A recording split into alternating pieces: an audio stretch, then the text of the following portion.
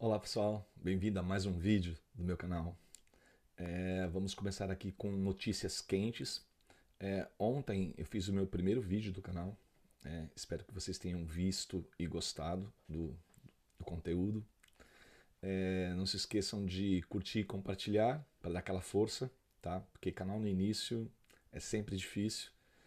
Tem que chegar a 1000 inscritos para começar a monetizar. É um problema sério do YouTube sempre, né? Mas obrigado pela presença. Para quem não me conhece, eu sou o Francis Valad, sou o criador desse canal. Sou também o narrador do programa do canal Holograma Histórico. E esse é meu segundo vídeo desse canal, que é o meu canal pessoal, falando sobre política, entretenimento e também coisas do cotidiano, principalmente sobre notícias do Brasil e do mundo na política. Vamos lá, então eu vou começar a ler algumas notícias. Ontem, para quem não viu o vídeo de ontem, ontem eu fiz um outro vídeo falando sobre a minha origem. É legal vocês assistirem para você conhecer um pouco mais a minha pessoa, né? Vou trazer aqui notícias relacionadas à política atual, hoje, em complemento do vídeo, que vão ser sequências, né? Cada dia eu trago mais notícias, como vocês já estão acostumados, outros canais de política aqui no YouTube, né? Bom, vamos lá? Então tá, deixa eu mudar aqui a cena para vocês terem uma visual. Isso. Aqui essa primeira notícia é da Carol de Tone, né? Carol de Tone, não de Trone. É que eu tenho um amigo que chama Trone, tá? Por isso. A Carol de Tone. E ela diz assim: enquanto no Peru há punições severas para crimes de corrupção, no Brasil, casos envolvendo figuras de alto escalão, como o vice-presidente, são arquivados. Mesmo agente corruptor, desfechos totalmente distintos. Essa é a notícia. E ela tem razão. Aqui é um. Deixa eu ver de onde é. É dela mesmo, da Carol de Tone. E ela colocou aqui, né? No Brasil. Não, é da Gazeta do Povo que ela se baseou. É isso aí. No Brasil, Toffoli arquiva ação contra Geraldo Alckmin, envolvendo Odebrecht. Aquele caso fatídico que a gente já está acostumado, né? Enquanto no Peru, também na Gazeta do Povo, ex-presidente do Peru é condenado a 20 anos de prisão no caso Odebrecht. Olha isso que lê. Cara, duas vertentes completamente diferentes do mesmo caso, né? Enquanto no Brasil o sujeito como Alckmin vira vice-presidente, no, no Peru eles colocam 20 anos de cadeia para um corrupto. É uma vergonha para o Brasil, mais uma, né? Mais uma vergonha para o Brasil e fica aqui esse exemplo que o Brasil devia seguir, né? Mas enquanto a gente não mexer nesse STF, enquanto os brasileiros não conseguirem mudar essa realidade do nosso STF, vai ser muito difícil, né, que isso aconteça. Mas está aí, nitidamente uma omissão criminosa, né, do que aconteceu. Vamos lá, próxima notícia. Gustavo Gaia, nosso deputado. Mais impostos, tudo mais caro, Brasil pegando fogo, faltando vacinas, gafes internacionais, crime subindo. Mas pelo menos teremos a novela do PT. Do que ele está falando? A TV Brasil, que é a TV estatal, vai produzir sua primeira novela. Como se já não bastasse a Globo, né? Vamos ter mais novela. Pois é. Não, eu não sou nada, não tenho nada contra a novela, gente. Eu só acho engraçado, né? As pessoas podiam investir numa produção mais elaborada, filmes ou séries, coisas, né? Que o mundo já mudou. O mundo não é igual, mas não estamos na década dos anos 90 e 80, né? Já agora tem Netflix, tem vários outros points de séries, né? Eu assisto série direto, então novela já não rola, né? Mas eles estão investindo nisso. Aí tem um detalhe aqui importante. A TV Brasil anuncia amanhã, dia 24/10, que é hoje no caso, que produzirá sua primeira novela. O mais vistoso item, um edital de 110 milhões a serem investidos. 110 milhões para produzir uma novela.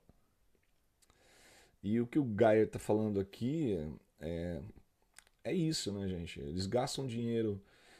O governo esquerdista, o governo do PT principalmente, eles não têm muita noção do que estão fazendo com o dinheiro, cara. Acho que para eles,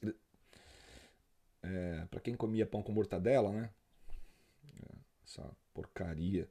Os caras vêm de baixo e não sabem lidar com. Não sabe qual que é a realidade de dinheiro, eu acho. O Pablo Marçal falou isso. Eu gosto muito do Marçal, tá? Fica bem nítido aqui.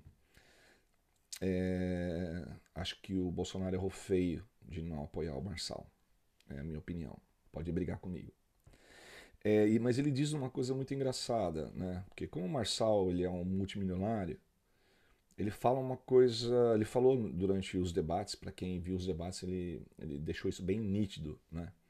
Ele falou assim: a pessoa não sabe. Quando a pessoa não sabe lidar com 1 milhão, aliás, a pessoa está habituada a lidar. A pessoa nunca teve na mão 100 mil, 100 mil reais. De repente ela tem na mão 1 milhão. A pessoa não sabe lidar com 1 milhão. É muito dinheiro para ela. Agora, se a pessoa, em vez de 1 milhão, tem 1 bilhão, 1 bilhão, ela nunca vai saber lidar com esse dinheiro. É essa a diferença de quem está habituado a lidar com milhões e de quem chega ali por acaso de cair de paraquedas, né? A gente tem muitas histórias referentes a isso, de que não dá certo, né? A pessoa, quando não tem dinheiro, não é porque ela não tenha dinheiro, é porque ela não sabe lidar com o dinheiro. É essa a diferença. A prova foi o que o Paulo Guedes fez com o Brasil, né? Na gestão ministerial do Bolsonaro. Ele estava habituado a lidar com dinheiro diariamente, a manipular dinheiros de altos valores, e dinheiros eu falei, né? Dinheiro de alto valor e milhões, né? Quando a pessoa tem essa gestão milionária, para ela lidar com esses valores é uma equalização. Ele não vai se deixar deslumbrar pela aquele, meu Deus, quanto dinheiro, um caminhão de dinheiro. A pessoa fica mexida, né? Que é o caso nítido do que aconteceu com o PT e com o Lula, né? Imagina, gente, o Lula era um operário, sem um dedo, né? Aliás, sem esse dedo, sei lá, sem. E, cara, não consigo. Mas é isso. Eu tenho o dedo. Ele, por não ter a menor noção do que era ser milionário, né? De repente ele caiu no governo e deu o que deu, né? Rouba aqui, rouba ali, pega aqui, solta ali, patrocina coisas indevidas, solta dinheiro para a família, dá dinheiro para os filhos, banca aqui, troca ali, corrupção, porque é dinheiro, né? E tem uma coisa, olha, só por causa dessa postagem do Gustavo aqui já desembesta a falar, né? Tem uma coisa que o Zé Dirceu falou e isso é uma coisa que eu nunca vou esquecer, cara, né? E também tá ali no submundo, sabe? Os caras conseguiram. O Olavo de Carvalho falou isso, né? Não queria falar, mas foi ele que disse isso, né? O Olavo de Carvalho disse o seguinte: eles têm dinheiro, eles roubaram tanto, tanto, mas tanto dinheiro, que eles têm dinheiro estocado e guardado para bancar pelo menos até o PT até 2050. E quando eu vejo as notícias atuais, as coisas que estão acontecendo em 2 anos, aliás, menos de 2 anos, né? Para mim é evidente, pelas notícias que eu vi o Zé Dirceu falando, as notícias que eu vi do próprio Lula falando, eles estão roubando estão fazendo uma limpa no país. Eles estão criando um arsenal monetário incalculável, cara. Todo o dinheiro que o Brasil produz cai na mão do governo, né? O governo brasileiro ele tem esse erro, né? Que é uma coisa que eu admiro muito no governo americano, apesar de lá ter muitas falhas também, mas que eu admiro muito e acho que o Brasil merecia ser assim, que é o poder estatal, ele absorve toda a economia do país. Isso não é não é producente, não é bom para o país. Porque imagina você, por que vocês acham que existem estados que são mais pobres e estados mais ricos no Brasil? Eu sou paulista, então eu sei que o quanto o poder econômico do país no estado de São Paulo é alto. Eu sei, eu já viajei Brasil em várias situações e é nítido a diferença que tem, né, de poder do estado, eu tô falando, tá? Isso mudaria drasticamente se o poder econômico de cada estado ficasse no estado e não voltasse, fosse todo acumulado na mão do governo central. Isso é muito errado para o Brasil, cara. Pois tem aquela má distribuição, é por isso que existe a corrupção. Porque o dinheiro sai da pequena prefeitura, vai para o Estado. O Estado pega esse Estado que eu falo é estadual, né? O dinheiro estadual acumulado de todas as prefeituras vira um bolo. Esse bolo ele não fica para o Estado, ele vai primeiro para o governo federal. Vai lá para Brasília. Vai cair na mão de quem? Do Lula. Vai cair na mão do Lula. Todo o dinheiro de todas as cidades, de todos os estados brasileiros, vão parar no governo federal. E depois eles redistribuem isso. Né? Esse é um grande erro da economia brasileira, porque eu acho que a porcentagem devia ser oposta ao que ela é hoje. Não que os estados não tenham que dar dinheiro para o governo, acho que para o governo federal, eu digo, né? Sim, o governo federal ele precisa de uma manutenção, ele tem cuidados também, né? Tem custos. Mas ele não podia tirar o dinheiro do Estado e repassar o quanto ele quer, né? Porque isso é uma injustiça com os estados. Por exemplo, eu vou te dar um caso no caso do Estado de São Paulo, né? Todo mundo sabe que o Estado de São Paulo é rico porque as indústrias estão lá, é um povo que investiu muito tempo, todo o país se concentrou em São Paulo durante décadas, né? Então é óbvio que aquilo cresceu, e o Estado se tornou rico, né? E o maior produtor de coisas, bom, enfim, em todas as áreas. Né?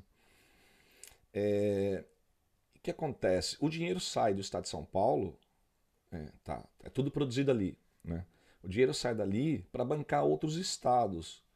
E é injusto com o próprio São Paulo, porque assim, São Paulo podia investir em infraestrutura do próprio estado, né? Estradas, já que tudo sai de São Paulo, as estradas são caóticas, né? Mal cuidada.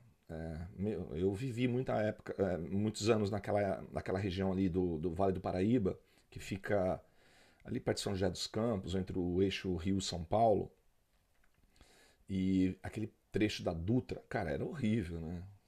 Acidentes diretos, era uma pista mal cuidada. Felizmente eles conseguiram privatizar aquilo e melhorou bastante, né? Mas é só um exemplo de como o dinheiro do Estado é mal investido. Aquilo ficou décadas, uma estrada perigosíssima, né? Mal cuidada, mal. Enfim, né? Foi ridículo aquilo. E, felizmente eles conseguiram privatizar e melhorou, mas é um exemplo do que o dinheiro mal distribuído ele causa isso. O dinheiro que saiu do estado de São Paulo, que tem um acesso de caminhões, uma coisa absurda de trânsito, o próprio Estado não tem acesso à parte monetária que ele tem que pagar o governo federal. Isso não volta para ele. Volta uma porcentagem muito pequena, ele não consegue resolver a situação, sendo que o Brasil todo usufrui da infraestrutura paulista. Né? Mais uma vez vou falar do Marçal. Né? O Marçal, por que ele focou na Prefeitura de São Paulo? Ele tem razão, a Prefeitura de São Paulo é importantíssima, gente. É dali que sai o coração, a pulsação do Brasil está em São Paulo, né? Não é porque eu sou paulista, não, que eu estou falando isso, é porque realmente as coisas acontecem ali. Quem já esteve em São Paulo sabe a potência que é São Paulo, né? São Paulo é uma loucura. Estou falando na cidade de São Paulo, tá? Mas o estado todo também, né? Como eu sou do interior do estado de São Paulo, eu também conheço as dificuldades que tem no interior, né? Tem cidades que são deixadas ao léu. Eu fiquei muito triste recentemente, em 2018 eu fui para o Brasil visitar minha família e tal. Cheguei na cidade e fiquei horrorizado com o que eu vi. A cidade estava abandonada, uma cidade turística. Eu sou de Barra Bonita, no interior de São Paulo, ali perto de Jaú, aquela região ali. A cidade estava um caos, tudo abandonado, tudo detonado. Opa, bati a mão aqui. É tudo mal cuidado, sabe? Sujo, uma coisa. Tudo quebrado, destruído. Eu falei assim, e a cidade era tão linda, bem cuidada na época que eu vivia lá, né? É uma cidade turística que depende da beleza da cidade para sobreviver, né? É uma cidade pequena e ela precisava. Então eu cheguei lá e estava tudo abandonado. Aí me explicaram: foi os prefeitos que passaram, que não tinham dinheiro nem para fazer a manutenção de uma cidade que vive do turismo, né? É corrupção, roubalheira, desvios, além desse problema do desvio do dinheiro federal, do dinheiro da cidade que vai para o governo federal, tem o problema da própria, o próprio político local também faz corrupção, né? Aí, tá, o que acontece? A população fica abandonada, né? Eles cuidam do básico, do básico, do básico. Tipo, a saúde lá é horrível, nessa cidade que eu tô falando, né? Hospital, né, precário. Porque tá bem, gente. Todas as cidades pequenas são assim, a maioria, na sua maioria, no Brasil. E não deveriam ser, né? As cidades do interior, elas tinham que ser mais bem cuidadas, porque o dinheiro da própria prefeitura local, ele devia ser mais retido na fonte, né? Mas infelizmente vai parar na mão do Lula e na mão dos governantes que estão lá. É muito errado. Não importa se é o Lula, se é o Bolsonaro, se é injusto isso com dinheiro que é gerado numa cidade pequena que vai parar no governo federal e depois ninguém sabe onde esse dinheiro vai parar. Não, era isso que eu estava falando. O dinheiro vai parar na conta do PT agora. Esses desvios milionários, os caras tirando dinheiro da saúde, tirando dinheiro de tudo quanto é lado. Vocês não estão percebendo isso, cara? Os caras desviando dinheiro da Petrobras e de tudo que é. Todas as possibilidades de tirar dinheiro, eles estão tirando. E não tem uma explicação. Para onde esse dinheiro vai? E depois que os caras falaram isso nitidamente, que eles estão guardando dinheiro para. E o Olavo também falou isso, né? Como eu já disse. É cada vez mais nítido que isso eles estão. É a oportunidade agora. Tem que ser agora. Vamos roubar agora. Tira esse Bolsonaro daí, vamos prender ele, vamos roubar até deixar o Brasil sangrando. Porque nós não vamos ter outra oportunidade. O Brasil acordou, né? Um pouco, né? Metade está dormindo ainda. Divisão do país, né? Infelizmente. O povo não acorda, gente. Nem chacoalhando eles não acordam. Né? Esquerdista é uma coisa estranha. Nem você esfregando na cara da pessoa que ela está sendo iludida, ela enxerga. É uma coisa muito louca isso, né? É o lance de a lavagem cerebral é tão intensa que a pessoa não quer enxergar, né? Não vai mudar. Então nós temos que fazer por elas, né? Infelizmente, a gente tem que lutar para que essas pessoas tenham o mínimo a gente brigar por elas. É o nosso papel, é o papel da direita. Em todo lugar do mundo é assim. A gente briga pela população, eles nos xingam, nos esculacham, dizem que a gente não tem a mínima noção do que a gente está falando. É o que a gente mais escuta, né? Vocês são loucos, vocês são capitalistas, que vocês só querem saber do dinheiro de vocês, que nós somos pobres e divisão de classes, aquelas coisas, né? Eles foram totalmente manipulados, né? Isso é o comunismo raiz, né? O socialismo raiz. Né? Eles não entendem isso, eles acham que a sociedade num todo, sendo socialista ou capitalista, vai dar certo. Né? A prova. Ó, acho que esse é um outro detalhe que o Marçal falou, né? Que é importante comentar aqui. As pessoas falaram, o Marçal comentou algumas coisas da China, né? As benfeitorias que eles fazem. E muita gente criticou o Marçal por isso. Falou assim: ah, pô, mas você está falando. Você é um conservador de direita e está falando bem da China, que é um país comunista? Como assim? Não está certo isso.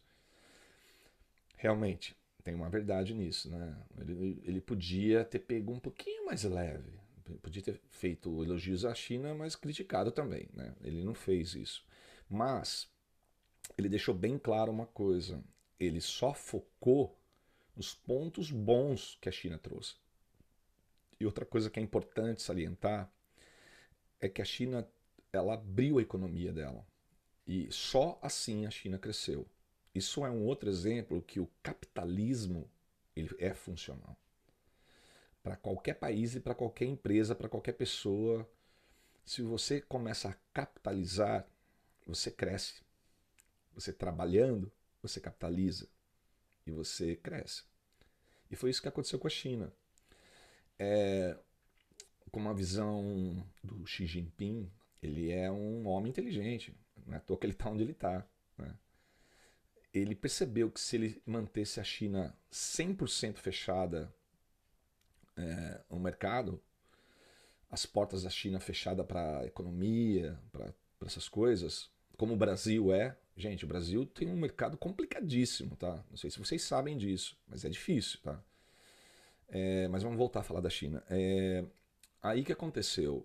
O cara, o Xi Jinping, ele percebeu que se ele abrisse a economia dele para o mundo mais voltado para o capitalismo econômico, a China ia crescer. Porque eles são trabalhadores, cara. Todo chinês trabalha, eles trabalham pra caramba, gente. Eles gostam de trabalhar. O foco de um chinês e de um asiático de modo geral, eles são focados em estudo, em trabalho, eles são uma máquina, né, cara? Eles gostam mesmo de fazer isso. Só que eles tinham um mercado fechado, então não cresciam. Né? O Japão estava bombando e a China caindo. Né? E a China demorou para acordar e perceber isso. Mas quando o Xi Jinping percebeu, ele abriu a economia. Quando ele abriu a economia, a China fez o quê? Ficou rica, milionária, né? Multimilionária, bilionária, sei lá o quanto que eles faturaram. O, a, a certeza é que, abrindo a economia, a China virou a potência que é hoje. Né? Então, essa é a prova de que o que o Marçal quis dizer é que a economia aberta trouxe benefícios para a China. E com dinheiro sobrando, como eles estão agora, né, superprodução de tudo que é item que a gente consome no mundo, é chinês, né? Todo mundo sabe isso. Já não são décadas, né, disso. Qualquer coisa que você pega, qualquer roupa que você compra, qualquer item de tecnologia é produzido na China. Né? Os caras são incríveis, né, nesse ponto. Aí fala assim, mas então quer dizer que um país comunista deu certo? Aí que tá.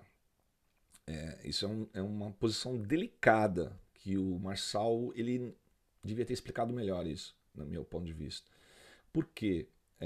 Realmente os caras fazem coisas legais, tem muita coisa para absorver da China, porque eles estão na frente há décadas de entendimento, porque enquanto os países estão tentando se levantar economicamente, a China já está usufruindo da riqueza. Né? Então eles estão muito à frente da tecnologia e em vários setores da sociedade. Né? Mas eles continuam com a política comunista. É meio igual ao Putin, né? Aquela economia que, tipo, é sempre pro povo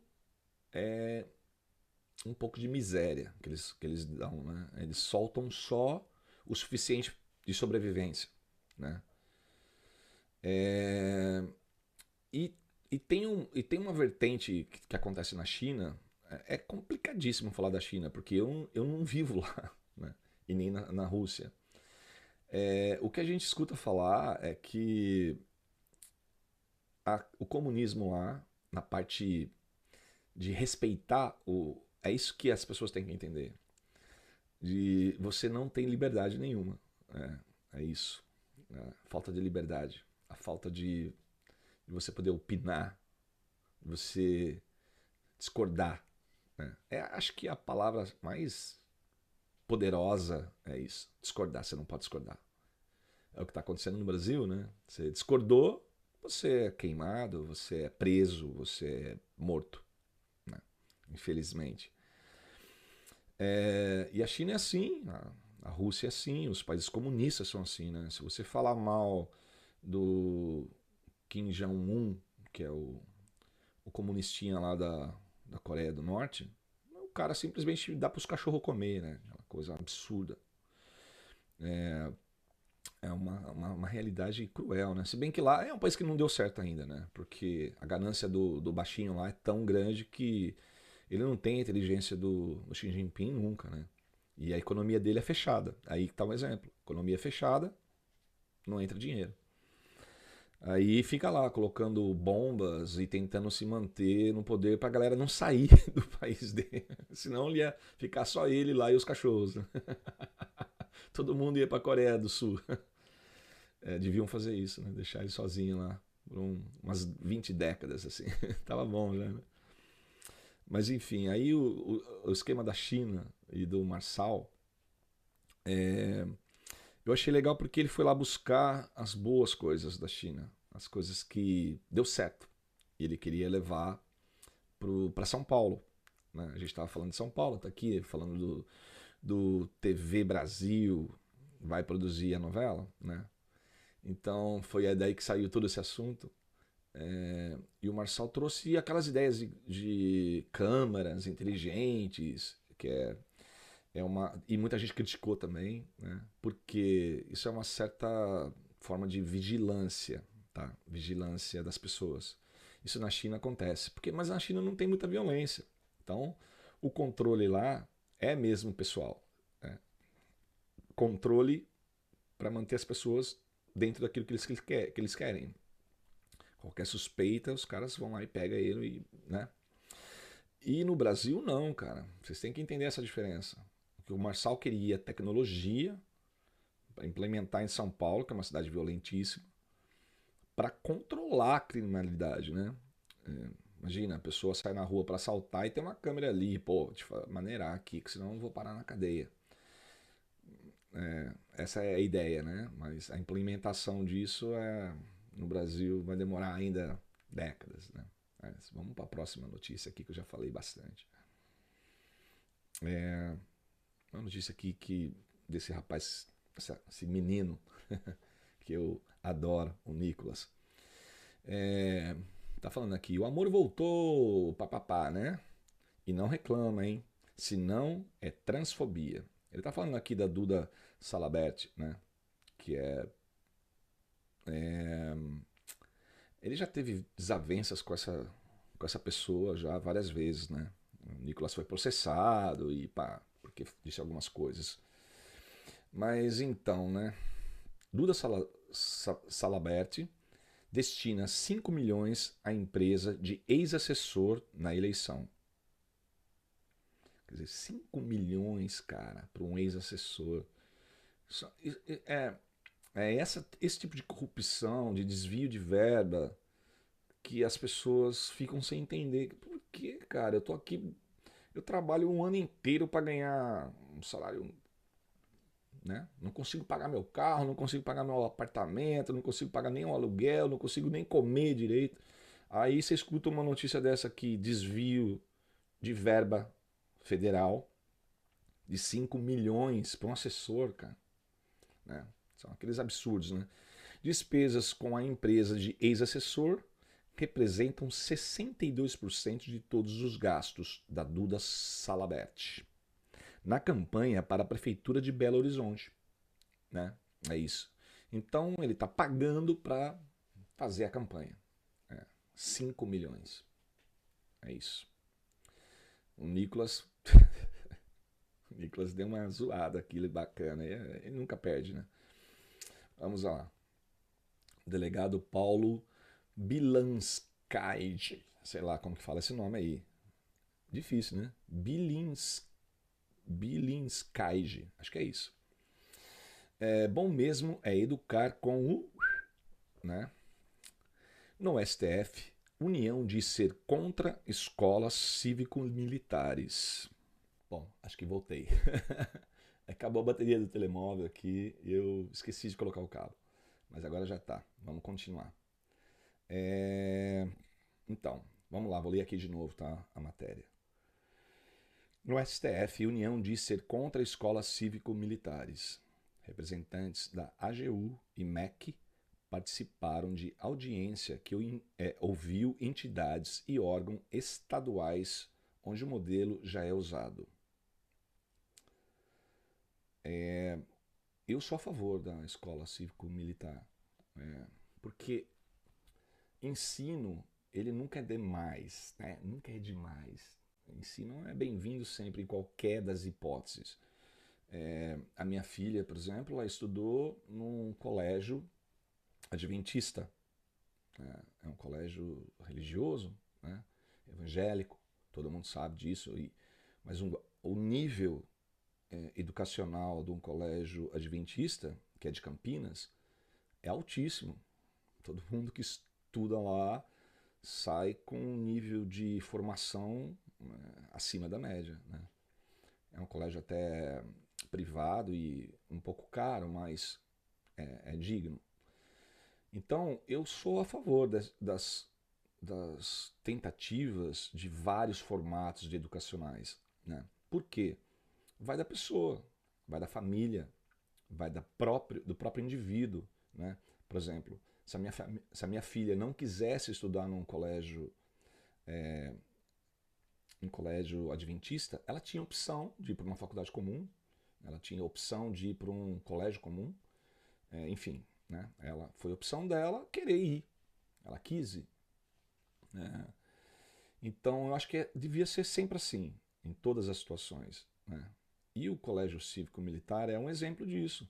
Se a pessoa quer um pai, por exemplo, um pai ou uma mãe, os pais no caso, chegam para o filho e percebem que ele está indo para um caminho que eles não estão gostando muito, né? Aquele lance das crianças, dos adolescentes que começam a ficar mal acompanhados com os amiguinhos e, né? Se um pai percebe uma coisa dessa e quer que o filho tome um outro rumo para a vida, o colégio cívico-militar é uma excelente opção, porque tem um rigor maior na educação e um controle maior dos alunos. É isso, né? Eu, quando era garoto mesmo, 8, 9 anos, acho que até os 10 anos eu fiz isso. Eu fui polícia mirim. E eu tinha um formador que era o Cachoeira. Cachoeira, nem sei se existe ainda o Cachoeira. Mas era um policial que pegava no nosso pé e dava educação física. E era um ensino bem rigoroso que ele exigia da gente, disciplina. É isso, é disciplina. Acordar cedo, cara, ele marcava os horários, tipo, 7 horas da manhã tinha que estar todo mundo alinhadinho, bonitinho lá, batendo a continência, que era um negócio sério, a polícia mirim aqui, não era brinquedo não. Então, eu aprendi muito com aquilo, aprendi a respeitar horários, aprendi a respeitar os amigos, porque ele fazia um lance de, olha, se um não faz, o outro paga, né? Então, tipo assim, chegou atrasado, esse grupo aí, todo mundo fazendo aí agachamento. Então, vamos lá. É igual a linguagem do exército, né? Onde eles tentam passar a hierarquia, né? É uma coisa bacana. Então é importante a gente aprender essas coisas. E o colégio cívico militar, ele traz isso. E é uma opção, é uma opção, né? Os pais podem optar, o filho às vezes vai, não quero. Então é um dilema que os pais têm que enfrentar junto com os filhos, né? Depende do caso, se o filho já é um delinquente, ainda é melhor ainda, né? Porque ele vai aprender outros valores, né?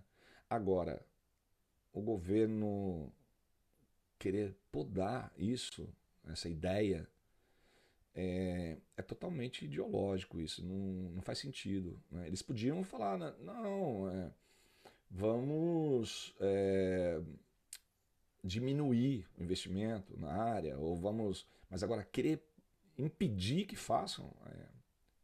Gente, a palavra impedir não podia existir em situação alguma. Impedir são as leis divinas e as leis humanas, né? Não pode matar, não pode roubar, né?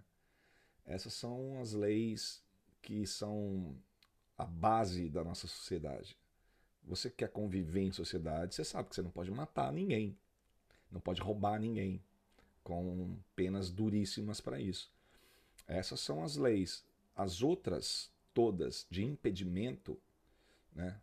Se você não pode roubar, você não pode. Por exemplo, assim, você tem que saber comportamento social, né? E é isso que a escola cívico-militar vai te ensinar. Por exemplo, assim, tem algumas pessoas que não entendem, por exemplo, o impedimento de você entrar num lugar público. Por exemplo, olha, esse é um prédio público e você não pode tirar a camisa dentro daqui do shopping, por exemplo. As pessoas não entendem esse comportamento. Algumas, né? A maioria entende, graças a Deus. Mas tem pessoas que não entendem essa colocação social, né? Então essa pessoa tem uma deturpação, a falta de compreensão dela do que é conviver em sociedade, né? Então essa pessoa precisa ser instruída, precisa ser, olha, a gente convive em sociedade, tem que ter respeito um pelo outro, nós temos que cumprir regras, senão você vai pagar as consequências, né, disso, né? Viver é óbvio, gente, que eu estou falando aqui de situações menos relevantes, né, bem tranquilas. Mas existem outras regras que são criadas que são abusivas também, né? Por exemplo, que eu concordo completamente com ele nesse caso, que o Bolsonaro trouxe à tona a, o império das multas que acontece no Brasil e no mundo. Aqui em Portugal também tem muito. É uma câmara em cada esquina. E você tem que respeitar. E às vezes eles fazem coisas que é justamente para te multar, para tirar dinheiro do seu bolso, porque eles precisam de dinheiro. Então o que acontece? Além de você saber viver em sociedade, você tem que andar muito atento, porque tem as pegadinhas, né? Os caras escondem os radares. Então o governo também joga sujo, né?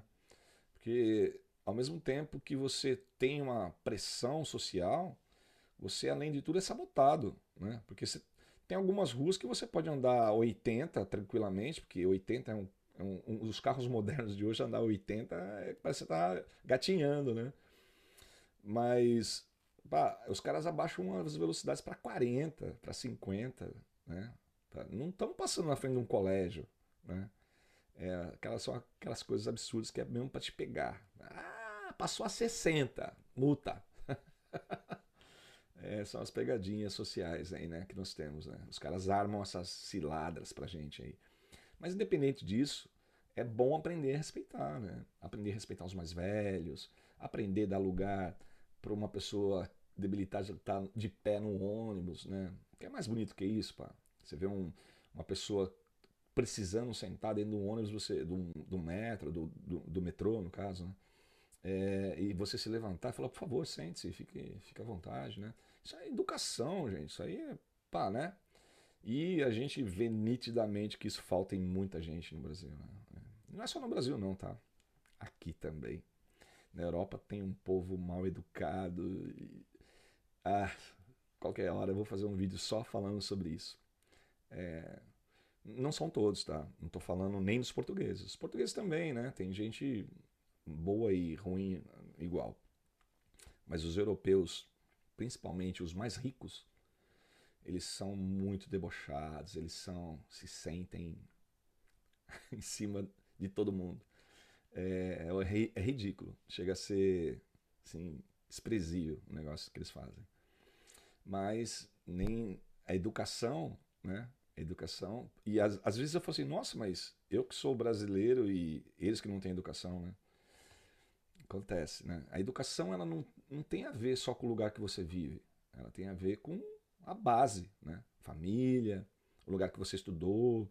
Se você tem uma boa base sólida familiar e educacional, você vai ter educação em qualquer lugar do mundo, né? Vai depender de quem te formou, né? Se você é mal formado, se você é mal educado falando, teve uma educação distorcida, você vai ser um mau elemento, né, da sociedade, né? Não vai respeitar as regras, né? É isso. Então, eu sou totalmente contra essa vertente aqui da justiça brasileira tentando barrar as escolas cívico-militares. Eu acho que devia ser opcional. Quer? Vai. Não quer? Não vai. Assim, agora, impedir é errado.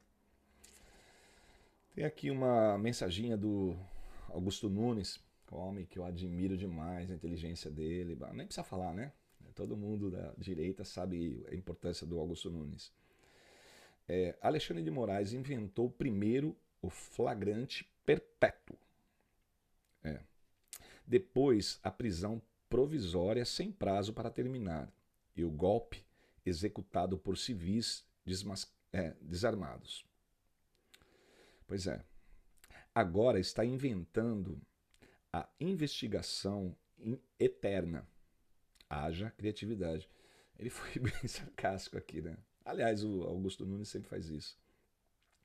Então, ele tem um sarcasmo inteligente que é gostoso de ler e ouvir, né?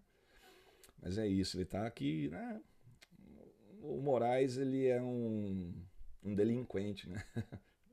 Não tem outra palavra, cara. O que esse cara tá fazendo, né? No STF, né? É, sabe o que acontece? Quando essas cenas, no caso do Alexandre de Moraes, por exemplo, acontecem,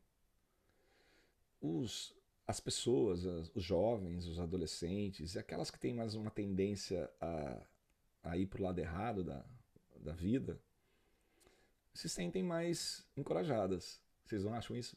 É. Quando um cara que devia estar protegendo a lei e jogando limpo com a lei, porque a lei é uma das coisas mais bonitas que a sociedade humana conseguiu criar, vem essa pessoa para distorcer tudo e acabar com, com as nossas leis e a nossa, é, a nossa instituição brasileira, né? É feio demais, feio demais. Vamos para a próxima aqui. Space Liberdade. Urgente. Urgente.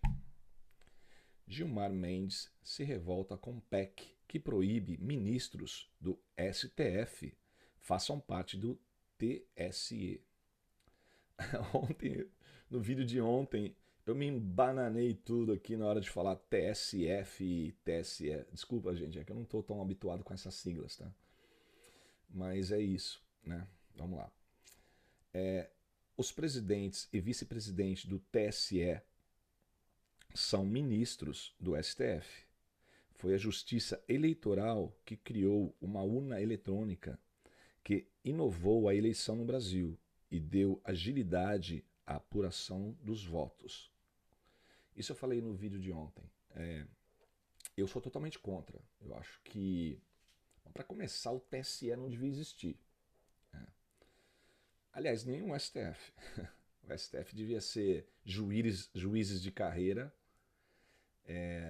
que ficassem no cargo só mudasse o presidente, mudasse o STF.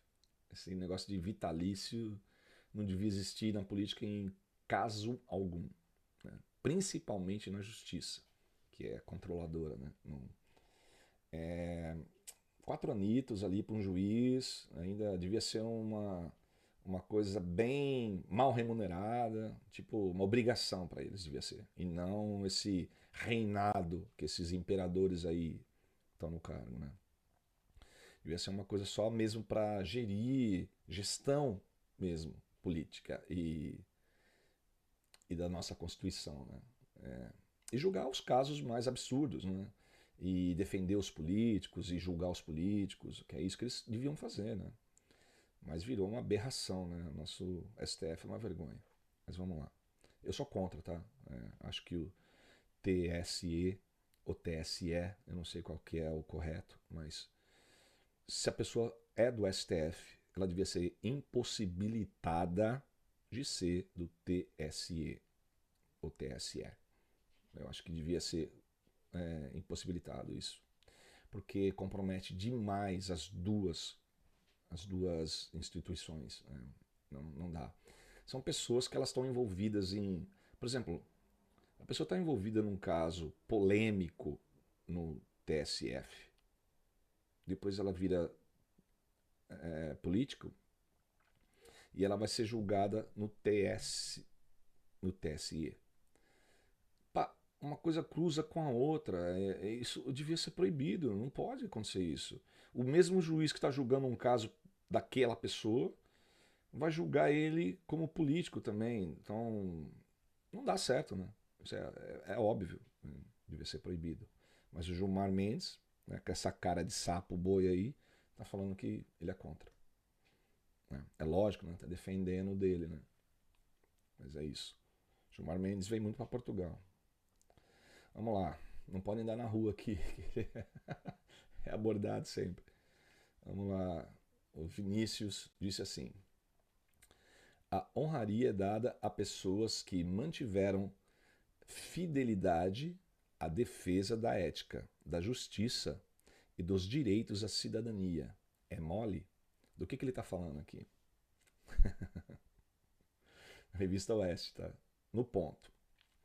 Em noite de celebração no STF, de novo esses caras, né? Eles são os reis. Moraes recebe prêmio por defesa da ética e justiça. É pra humilhar mesmo. Ele recebeu um prêmio, gente. Ele recebeu um prêmio de ética e justiça. Um cara que tá sendo proibido de entrar nos Estados Unidos, cara. Ministros da corte e outras autoridades também receberam honrarias.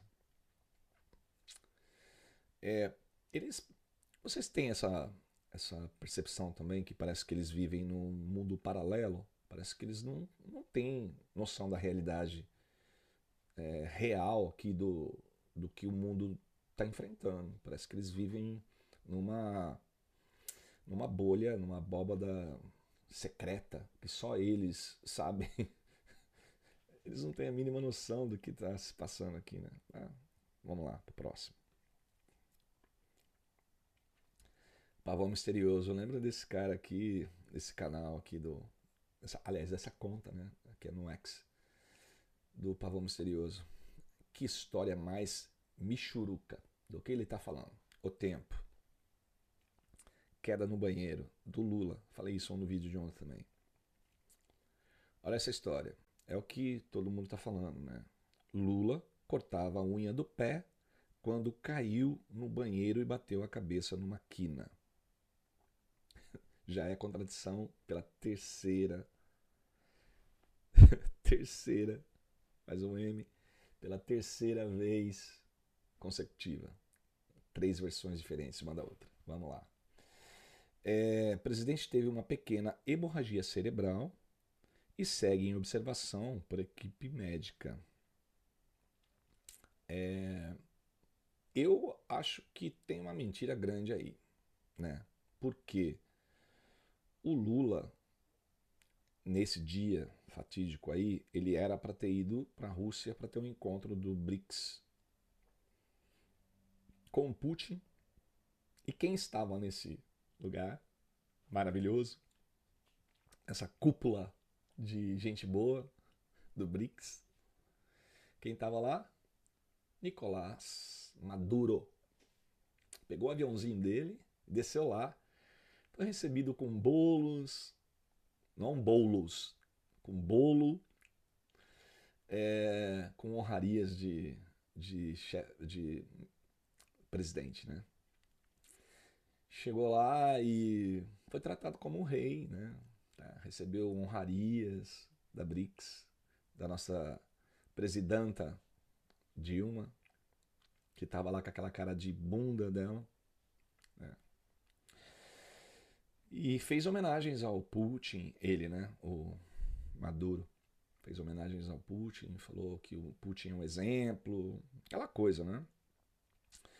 E ele teve coragem, cara. O Maduro saiu com o aviãozinho dele, sendo que os Estados Unidos está caçando ele.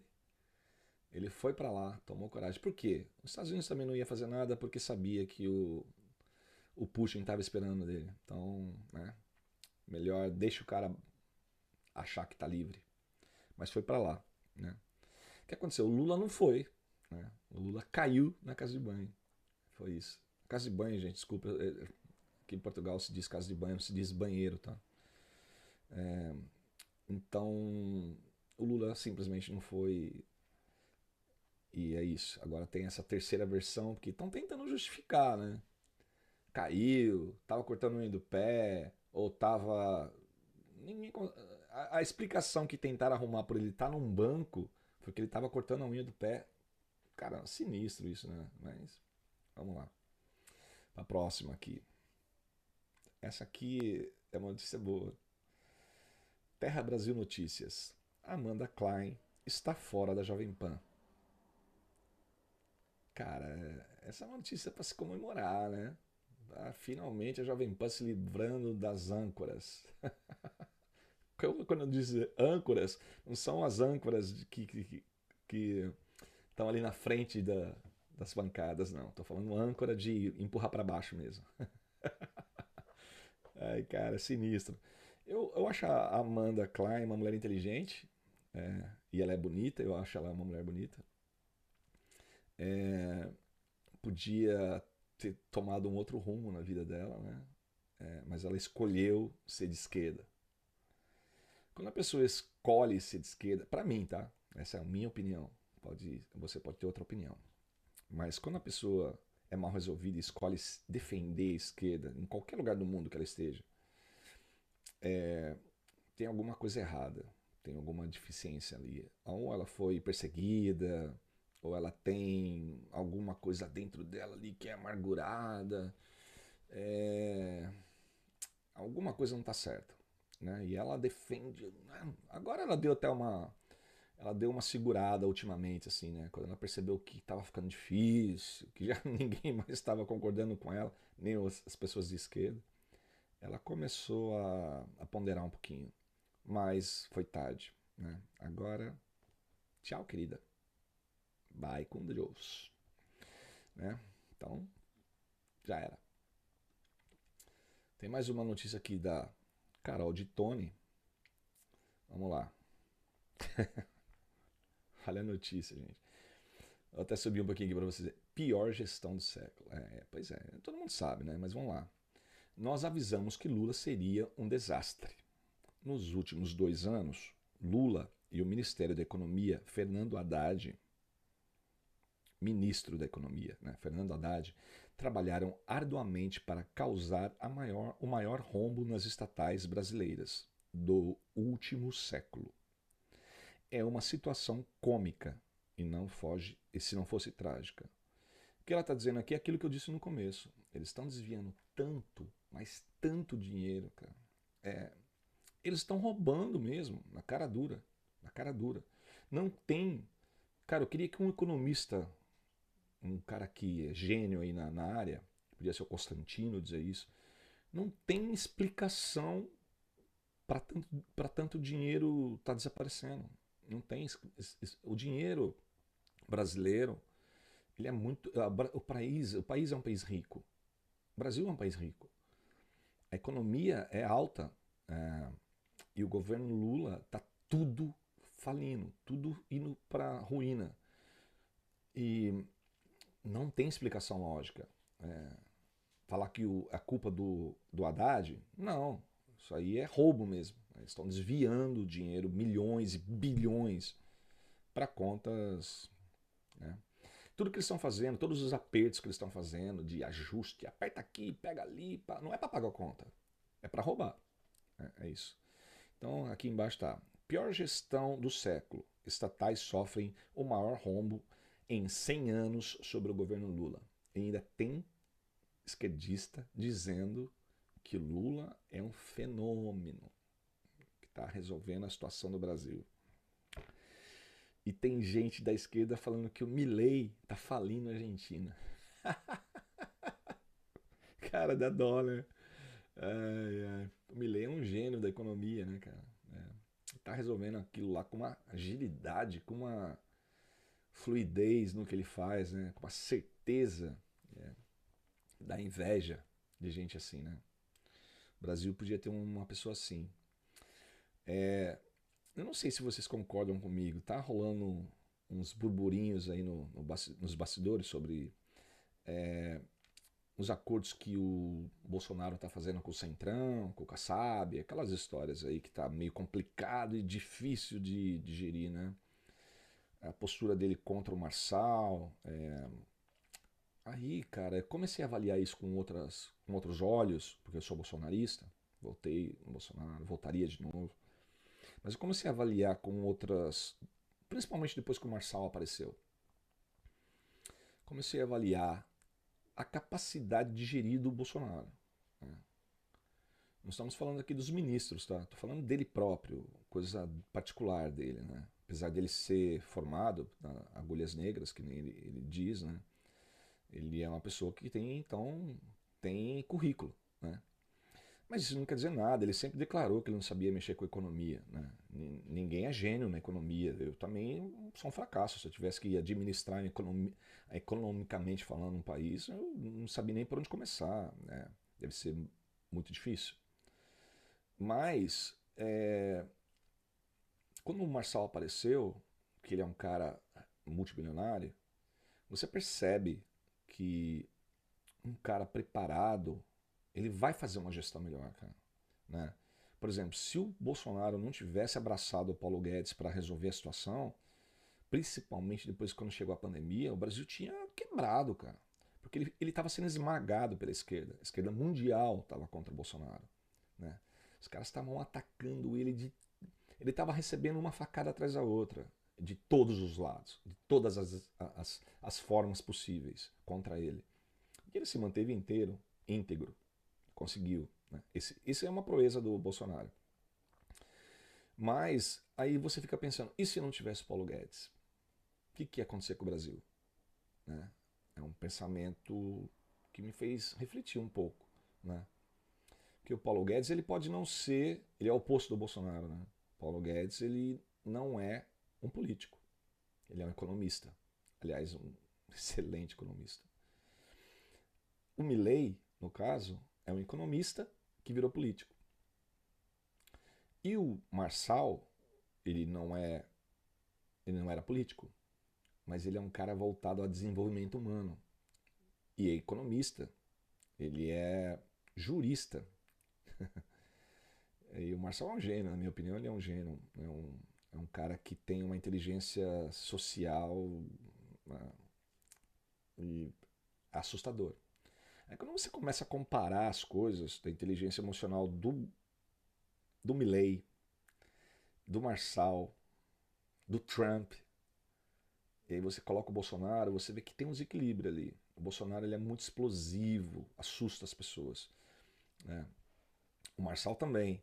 Só que o Marçal ele fez um lance meio de personagem, porque ele queria emplacar como o Bolsonaro emplacou. E deu certo.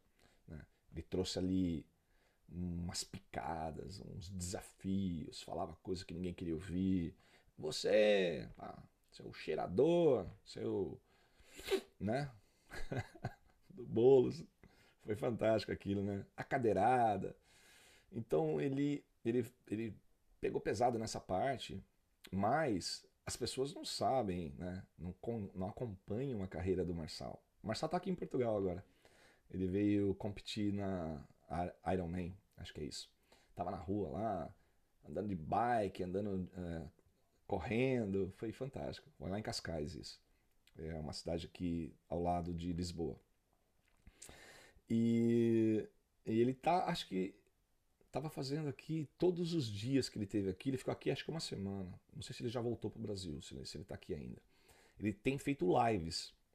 E essas lives dele é ensinando as coisas que ele sempre ensinou. Ele fala o que ele sempre falou. Ele não tá só abordando política, não. Continua fazendo as coisas dele, né? Falando sobre como vencer na vida. Ele quer que as pessoas cresçam. E ele não cobra por isso. É lógico, ele cobra se você quiser os livros dele, né? Mas as palestras dele estão aí, ó, no YouTube para todo mundo ver, né? Gratuitas, né?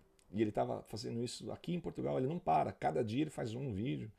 E são palestras longas de horas, né? E é isso, né? Só para resumir aqui, pior gestão do século do Lula. Vamos para a próxima. Aqui acabou. É isso. Então, pessoal, acabou. São os textos e as matérias que eu tinha separado aqui. Eu faço uma coleta aqui no X das coisas que eu quero comentar, que eu acho mais interessante aqui na abordagem desse vídeo, e trago aqui para vocês. Espero que vocês tenham gostado, né? Deixa eu voltar aqui para a cena, que ontem eu esqueci de fazer isso. Aqui, agora eu tô grandão de novo. Gente, esses quadros aqui no fundo são de minha autoria, tá? Eu pinto também. Esses são só decorações, não são quadros, né? Mas eu pinto também. Eu sou um cara que eu tenho uma alma de artista, eu já disse isso ontem, e tudo que é arte, eu gosto, me dedico e faço bem. Então, tipo, eu pinto, eu escrevo, eu canto, eu toco, danço. Tudo que é ligado a coisas manuais, a pensar, criatividade e coisas nesse gênero, encenação, falar, dublar, narrar, eu gosto demais e faço com muito prazer, né? E esses quadros eu tive durante a pandemia, são vários, a parede toda está aqui e tem vários ali guardados. Durante a pandemia, que eu não podia sair de casa, eu pintava.